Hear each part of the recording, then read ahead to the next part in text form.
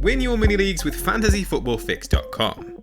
Track the world's best FPL managers live using the most advanced team reveal tool available. The team reveal managers have over 80 top 10k finishers between them.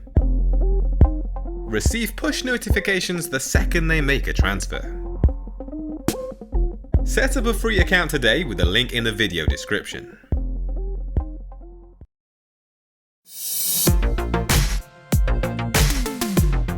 With the start of the season almost upon us, it's time for a quick Q&A session. You've been kindly sending in your questions ahead of Friday's Gameweek 1 deadline, and here are my answers. With Nkunku out, does Jackson sound like a good pick? If yes, why?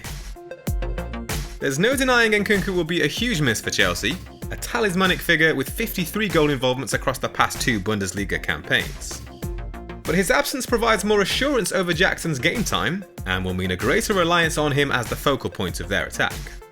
Ollie Watkins is a safer alternative to begin the season, but a cheaper price and enticing fixtures make Jackson a worthy gamble. Best 6.5 million midfielder. For me, it depends on the time period you're looking to invest for. Brian Mbeumo is my favourite pick at that price point if you're looking medium term.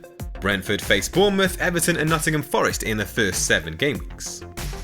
But early fixtures against promoted Luton Town and managerless Wolves make Kaoru Mitoma a tempting short-term punt. Is Salah worth it for 2 to 3 weaker players and less flexibility? As hard as I've tried to fit in Mo Salah, I keep coming back to the value offered by Bruno Fernandes and an extra $4 million to spend elsewhere. This is my most recent draft with Salah in. I'm relying on Trossard rather than Martinelli, and I've downgraded Jackson to João Pedro. There's no room for Ben Chilwell on the bench either. So when you consider those 3 downgrades, I prefer the balance of the team without him. Yes, he looks the early favourite for captaincy in Game Week 2, but Erling Haaland at the Etihad is never a bad second choice. How long do you think the squad for Game Week 1 will run before the need for a wildcard? I've set my squad up with the first 7 game weeks in mind, due to the fixture swing that takes place ahead of Game Week 8. Chelsea, Arsenal, Brighton and Man City have the early advantage when it comes to fixture difficulty. But from Game Week 8, we start to see more favourable spells for Crystal Palace, Aston Villa and Liverpool. So a wildcard to pick up the likes of Eze, Watkins and Salah could be ideal. Ederson or Stones or Diaz? I'm even considering the double up to be honest, as midfield is a bit risky. The potential that John Stones offers in that hybrid midfield role makes him the best pick for me. Both of his goals last season came since that positional tweak in Game Week 27.